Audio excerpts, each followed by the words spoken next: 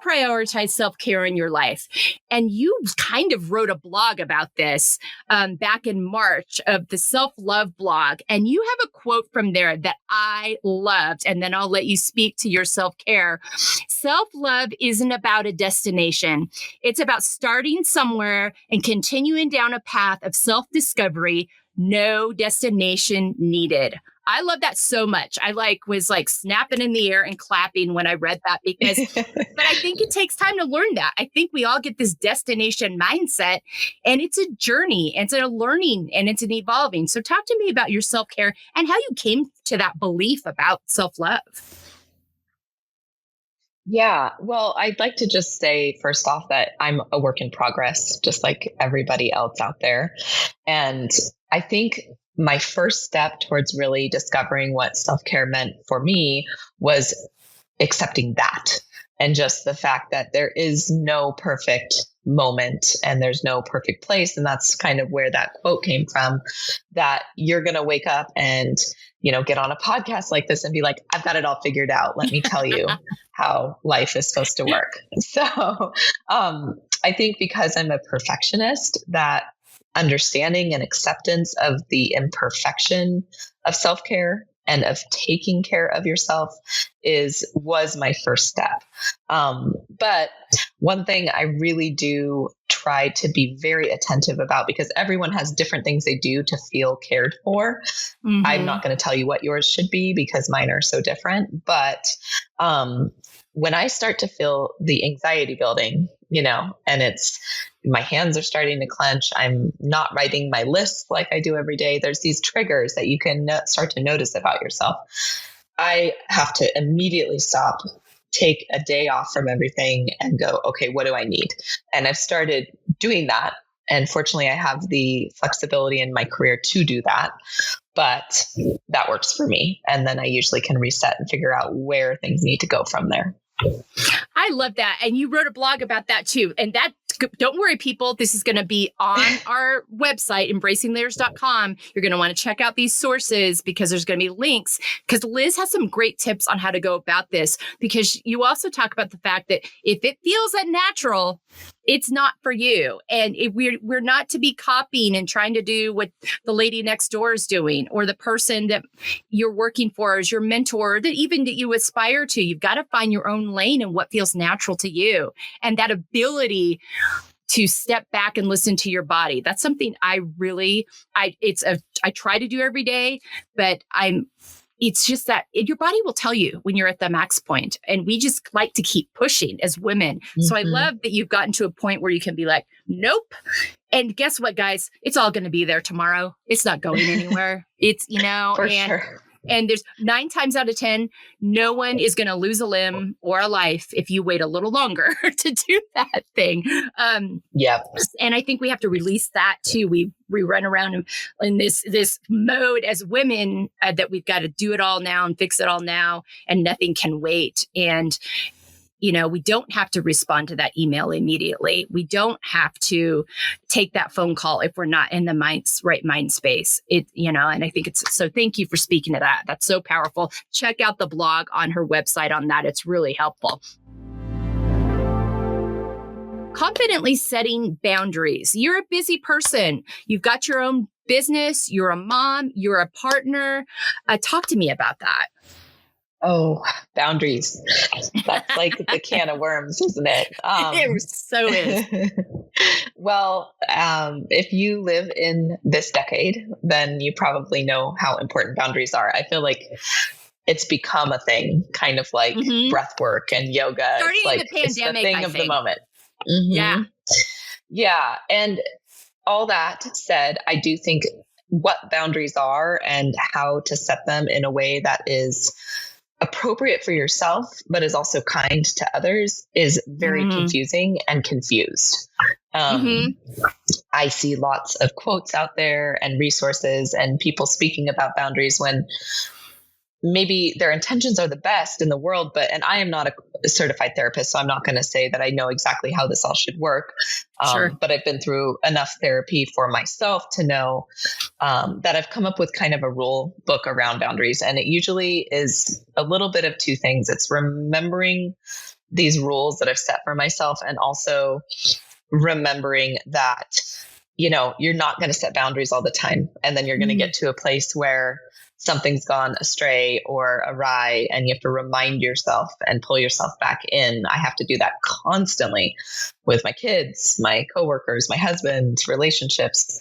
But I think the big thing I try to ask myself when I'm setting boundaries, and I'll get into this in a minute because I do feel like this is a really powerful and important topic, especially for younger women who are probably not as adept or have not been through things where they've had to set boundaries. Right. I usually ask myself, is it necessary? That's like the very first question, because sometimes distance or time just absolves that. And I think that's the first thing I really want to know to myself is, has this gotten to a point where a boundary is necessary? Yeah. Yeah. And you'll know. Yeah, go ahead. You know. Yeah. Yeah. That's absolutely right. And then the next thing I usually ask myself is, if I set this boundary, will it make it better? Right? Because there's a difference between a boundary and a disconnection. I think I see a lot of people out there trying to set boundaries when really what they need to do is end something. Yes. Right? Yes. Yeah. Yeah. You can't set boundaries with toxic people. Like, that's the first rule. They'll never understand they won't accept it. Yeah. And I had to learn that a really, really difficult way over a course of a couple of years. And that person's no longer in my life or my family's life, but it was painful. And I tried to set many boundaries that were basically obliterated. So, and then the third thing I always do is I sit down and go, how can I set this boundary in a kind way? And maybe some people out there will shake their head and kind of wag their finger at me, but I do feel like a very important quality that is missing in a lot of places right now in the world is kindness. And you can kindly say, no, I will not do that. Right. You can kindly walk away. But I do feel like I feel better at the end of the day if I know I did something from a kind place. Right. So, well, and that just general sense of humanity, Yeah. Yeah, absolutely. I love that. And I think sometimes people are like, oh, I got to do, when you're setting boundaries, I think when you first start doing it, you go into override and your life is so boundaried, you leave yourself no room for flexibility. And then you kind of have to pull back and determine, is this healthy or is this an avoidance or the time like, okay, I've been very kind, but they keep violating it. And if you're getting into 3 and 4 times that they're violating it, then it's okay to get a little more stern. It's like, I've been kind, I've been respectful, but you keep walking through this line, So I think the timing, but starting off in a kindness and humanity and realizing, and I've had to do this too, that those people got to that place through their own journey and stories. And even though it might be someone you need a boundary with because of your just own self-preservation and health, you still need to remember that they're on a journey too. And there's a way to do that doesn't have to be, just get out of my life. You're annoying me. Yeah. And you might feel that way, but I feel like you'll get a little more respect and maybe awareness from them if you approach it that way. So I love that you brought that up. You can find Liz and her friends, Sara and Kristina, on the Stages of She podcast. They just launched this spring of 2023. You literally spent an entire episode talking about this very topic yesterday. And I was listening to the episode going, oh my gosh, this is the conversation women need to be having. I was so excited. But it's taking care of our emotional health as much as our physical health. What are some practices you use to process your emotions in healthy ways? And I'm telling you, people, the link to Stages of She will be in there. I think it's episode 6. Go find it and listen to it and have those conversations with your girlfriends, especially your multi-generational ones. And that's all I'll say about that. But Liz, talk to me about that because you have your own journey with this. For someone who's 40, I have probably had more than my fair share of health issues, if that's what you want to call them at this juncture. Yeah. And I feel like me and Kristina and Sara, and I'm excited if anyone listens to this episode to get your feedback, we could talk about it for hours. So we'll probably do an episode every season and hopefully have a guest on, to speak about some of the tactics around the integration of mental and physical health. Yeah. But all that to say, I think there's got to be space for humor and living in the moment with anything related to your mental and physical health. Yeah. Because it can become your identity. And if you let that become your identity, you're living in this constant state of vigilance and inability to just go, like, for example, let's say you have celiac. If you let that rule you go to a restaurant and you're just ticking through all the things you can or can't have on the menu. And instead of going, I get to go and spend this time with friends right now. And, so you'll hear this if you listen to the episode, but I've had melanoma and I could have died. It was at a stage where I almost had to get to chemotherapy. Fortunately, I got so lucky it was not in my bloodstream. And I was only 23 when that happened. So wow. It changed my life, to be honest. It made me have to think through, how do I want to live my life? Do I want to live under an umbrella and with all these clothes on all the time and in this constant state of fear and vigilance, which isn't really living? Or do I want to kind of try to thread the needle? So I'd say, related to, the integration of those two things, take the steps to take care of yourself. I go to the dermatologist every 3 to 6 months. But then as soon as I leave that building, I let it go and I go live my life. Yeah. And I bet that's tricky. I mean, you were so young when that happened. That's such an unexpected diagnosis to get at that age. And I think, you bring up a good point, but it's always kind of that threading the needle of not letting it rule. And something that, I've learned that over the last few years in therapy is, I got a clinical diagnosis of anxiety a few years ago with some OCD tendencies. And it's all about the language. It's like, don't call it my anxiety. Don't call it, you just call it, I am feeling anxious today. I am feeling symptoms of anxiety, rather than identifying it as your thing. And that keeps you from the identification piece and tells your mind, this is something I'm experiencing, feeling, that's a part of my journey, but it's not who I am. Totally. And I think that's such a really good point. Yeah. Well, and I would like to give the disclaimer that some people make some of these things their identity and they do it in a positive way. I know there's breast cancer survivors who have made it their mission to help other women in that way. And that is wonderful. And that's different. But it's when you let it debilitate you. Yeah. And I think the debilitation can be just hyper-focus. And I struggle with this. If with anything I've had a hint of a problem with, being so hyper-focused on that thing that it just is twirling in your mind all the time, rather than taking that experience and using it to be an advocate of awareness to help other people, be on it earlier, catch it sooner when maybe they wouldn't have. And I think that's a different kind of focus. So I'm glad that you clarified that. And I think it's so important in these journeys and seeing those connections.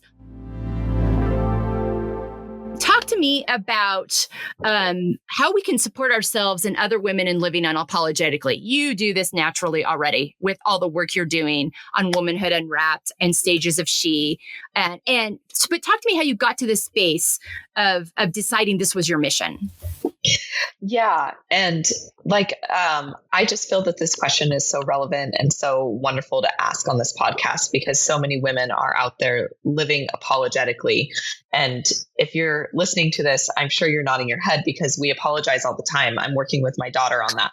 You don't have to say you're sorry, but we learn it from such a young age. And, really the way I started living unapologetically, and I do really truly, of all the things out there that anyone might be able to say about me, that is true, because I really do try to live that way at this stage of my life. But I got there through becoming so entrenched and so overwhelmed in my marriage and with my career and with my children, and living in a way that for society's purposes was ticking off all the boxes, but we were falling apart. And, there were a number of toxic relationships that were in our everyday life. We went through a very difficult time in our marriage, my husband and I, where we both had to come back to the table and say, this is how we're going to live. This is how we're going to support each other. And fortunately, we both recommitted. But I came to a juncture where I realized I'm literally going to die or lose it if I don't change my life. So I dissolved a business I had that was thriving, but was killing me, and took a summer and regrouped, and then launched Womanhood Unwrapped and restarted my business in a much calmer, much more beneficial way to myself. And I've really tried to live that way and help empower women to understand the importance of that ever since. Yeah. And I think you and I we've both hit the wall before we realized we had to do something. And, that's what I love about what you're doing. We're both like, ladies, don't get to the wall yet. Talk through these things, but also too, if you did, you can start over and have these conversations with other women and talk to them about it, especially those younger women. Multi-generational relationships are so important in this case, but also remember, you can learn from the youngers too. I will tell you, I've got daughters in my 20s. Liz has got a friend, Sara, in her early 30s, and they are doing things really well at their age that we didn't do that are going to help them not hit those walls we hit. But a lot of it's because they've seen what happened with us and we've communicated with them about that. So I think that's part of living unapologetically and supporting other women in doing so, is sharing those stories and giving that, feedback and advice, but also realizing you can learn from them too. It's a two-way street. It's a reciprocal relationship. And you know what? We're so much better off. There's enough room for all of us. There's enough room at the table. We do not have to live in a scarcity mindset. And you do that so well with how you highlight these stories and these people and what we're doing in the world. So thank you. And I think that's something, and that's okay. I think it's so, women, we have all these balls in the air when we have multiple roles that we play as mom, partner. But if one's not working, it affects the other. The other's not working either. I mean, you can only go on that way for so long. So thank you for sharing that and just your authenticity and vulnerability. You're not alone in that. And I think a lot of women feel alone in that. So hopefully hearing us talk about it will help them feel like I've got choices. I can do this differently. I don't have to kill myself, literally and figuratively, to do all these things. There's a way, and there has to be some symmetry within it, or you're going to lose your mind. I totally agree. And, for me, it ended up being, and I'm lucky too, in the sense that I have a set of skills that allowed me to do this, to become more entrepreneurial. And that allowed me to have more time with my children. But I have so many good friends who work full time and have very set 9-to-5 schedules. And what I did isn't necessarily, and that's why I really like to say, my model is not your model, because they have to find their own versions of balance. And sometimes I was just talking to a friend about this the other day. It's a matter of saying, I don't get to have these kinds of friendships right now because it's too much. I go to work this many hours a week. This is where I want to spend those free hours. And this just doesn't fit. And maybe it will in a couple of years, because you can have everything. You just might not be able to have it right when you want it. Right. Right.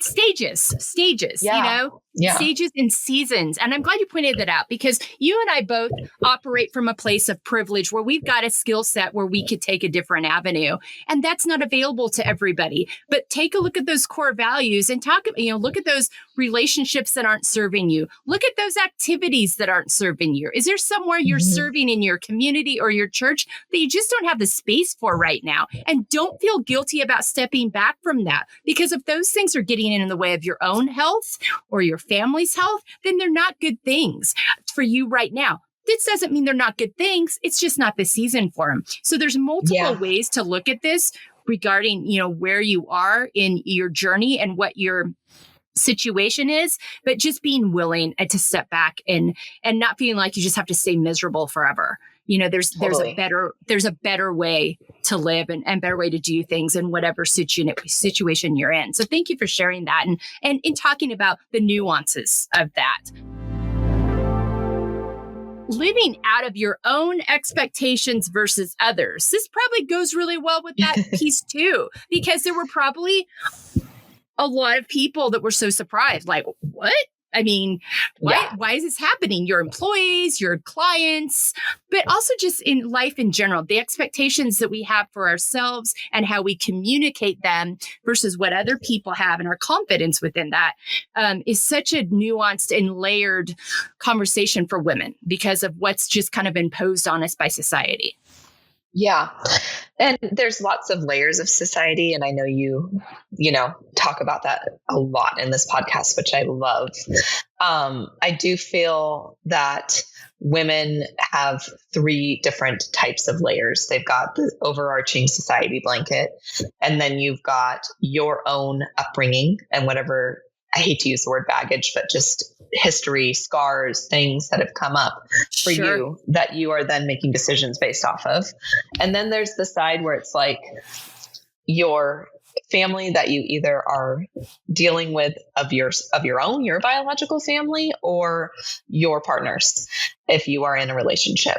And those can really cause your own soul to go off the rails if you're not the one in the driver's seat, I guess is the best way I will put it. So I think like the biggest thing I hope to impart upon other women is that, sometimes it can happen before you even know it's happening. And I really try to talk with my younger girlfriends about this, particularly ones who are starting a family or getting married, that like go into it knowing what your deal breakers are with some of those relationships, not even necessarily your partner, although that's a big part of it, but don't ever budge from the beginning. Know where you stand, but also if you've gone too far, do what I did, which is I basically just threw it all out and started over. And interestingly, life still went on. So it was okay. And the courage to do that, I think, kudos to you for that. But also, again, it goes back to that when we talk about these things and women see other women doing this, it helps us realign our, if your expectations, if someone's expecting something of you that you can't deliver, communicate with that, because so much about expectations is about communication. I had my son-in-law and daughter on in our first season, and they're like, uncommunicated expectations are just hopes because no one knows that that's what you're looking for. So I love that analogy. Accepting the layered aspects of ourselves, all those pieces, all those parts of ourselves that make us who we are. Talk to me about your journey with that. Yeah. Oh man, I love layers, and everybody has them. We all have a different past, but yes, I feel like I have so many different sides, and I'm now trying to embrace all of them, but there's the little girl that was raised in a very unusual environment. My parents are alternative thinkers. My dad's an alternative doctor. For lack of a better way of putting it, I was raised by hippies, and they're wonderful. But there was lots that came along with that. And because of my uncertainty and experiences as a child, I grew up to be a very type A, high anxiety, overachiever adult. So that's a layer. Yeah. Yep. But, now I have the layer of being a mother, and that layer is different as well, because that's a protective, I care so deeply for my children. And then I had to add on a layer of taking care of myself and making sure that by being there for my kids, I'm also being there for myself. Otherwise, I'm of no use to them. Yeah. So I'd say those are my biggest layers. I also am a spouse, but my husband is so supportive. He's like a best friend. I do feel like almost all the layers involve him. And we're fortunate in that way. Yeah. And I think, too, just realizing that, we're going to continue to uncover and unravel those over time. All the things that make us who we are. I mean, you and I both talked about, we had our growing up experience had some trauma in it. It was unique and dramatic. We've changed and grown from those things. We're both pretty hyper vigilant and type A. And that's probably gotten us to where we are, but it also had some counter effects. So just, I think accepting all the nuances of that, not Yeah. everything is all negative or all positive, and just accepting all the nuances of ourselves is so Totally. important. And Yeah. I'd want to say to someone out there, because I feel like I get this feedback a lot when I speak individually about trauma to friends or family members or have in the past. I think there's a misunderstanding sometimes that like trauma has to be something we hear about in the news. It has to be something like really horrible and horrific that has occurred. Otherwise, your trauma isn't valid. Right. And I think all of us have experiences with trauma. All of us have micro traumas that occur along the way. Yep. I just was listening to something about this. And to accept and embrace that about yourself really gives you the freedom to move past it or through it. It doesn't go away, but then you can manage it so much better if you go, yes, this affected me. Maybe it was just your parents not being available, or maybe it's something that happened in your first marriage, but it's okay to feel those feelings and then try to figure out what are the tools I need to get past this. And don't minimize yourself. Take up some space with it, I love that. Thank you so much for saying that, because that's so important, and it will show up in another way if you don't process and move through that. It'll show up. It goes back to that emotional health, and physical health connection. It will show up. So to deal with it and don't minimize it, because it matters. If you're feeling it in some way, then you need to walk that through, and there's no shame in that, and there's actually power, within that. So I'm so glad you spoke to that. We're winding down. In summary, in Living Out Feel, Finding Empowerment, Embracing Layers, talk to me about how that has affected your relationship with yourself as well as with others. Well, it's positive, and I don't want to say negative, but it's definitely determining sometimes, right? Yes. Yeah, great word. Because I've had to get really comfortable with not being liked all the time. And I have a lot of people who I love and love me, and I love that. But there are also times when I'm like, you are not my person. And that is part of what I've had to come to terms with, is that I am okay with that. And that's how I can live authentically. That's how I can be myself. Yeah, no, that's such an important point. And I think I struggle with that too. I like to think I don't, but I do. So I'm so glad you spoke to that. There's so much power in that, and releasing that and taking the pressure off yourself, or that not everybody's for you. That's okay. Treat them with respect, but we don't have to be everybody's best friend. And also, not every relationship is for all seasons of life. And it's okay if those things have an expiration date. Doesn't mean anything went wrong. It just might not be the right time or fit anymore. So I'm so glad you spoke to that. Rapid fire. Name 5 activities that nourish you. Okay. Being outdoors is numero uno. I do a lot outdoors. I run, I hike, I walk, I take my kids on walks, we bike. And anytime I can get outside for any period of time, I feel nourished and happy by myself or otherwise. I love to write. Writing is another one for me.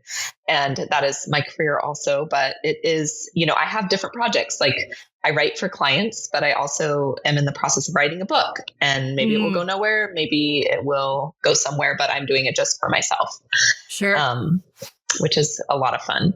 And I love spending time with my family. My kids are in particular, they give me a lot of joy. I love being alone, to be honest, as well, and reading a book or meditating or going on a walk just for that alone time. Yeah. And then finally, I really do like, and what nourishes me, because I'm kind of an ambivert. I don't know if you've heard that term, but I'm half introvert, half extrovert. Yeah. I love spending time with a close friend, grabbing a glass of wine. That also fills my cup. So no, those are great ones. And I think that's becoming more and more common, and that we quit trying to put people in boxes. There's places where you can, if you're in a workspace or an event where you can be that extrovert, but then you got to step back and take some space. Or maybe you like small groups versus large groups, that one-on-one, and, being more nuanced with those descriptions and not getting so locked in on that labeling, I think, that we can get stuck in. All right. 5 words on how you want to feel the next 6 months. Yeah. And I just love that you do this, because it's a difficult task for women to be able to say what they want to feel like, weirdly. Yeah. So yes, I think in the next 6 months, there's been a number of challenges that I personally and my family have been through in the last 2 years, and we're kind of through it, I hope, but like a way of sending twists and turns to you. But in the next 6 months, I just really want to feel empowered in my work and in my passion projects that I'm constantly doing, and strong, secure with myself, secure with life, at peace. That's a really big one. I have it in the middle, that I feel like that maybe should be the highest priority, and connected. So, and there was a fifth I need, right? I think aside from connected, I really seek freedom. And that's partly why I'm an entrepreneur, and partly why I am constantly taking on new creative projects. Is just, I love freedom. Sometimes giving yourself that freedom creates tasks you have to accomplish, but I'm always seeking a feeling of freedom. No, I love that. And I think, we're seeing that more and more with women. I think we're starting to take back our lives, with that, and decide for ourselves what that looks like for us. And the more that we see each other doing that, I mean, you and I have talked about, as we see other women do, how we show up for each other and how we support each other and give each other resources, because we're like, yeah, me too. And we're going to do this together, and we're going to support each other and back each other up.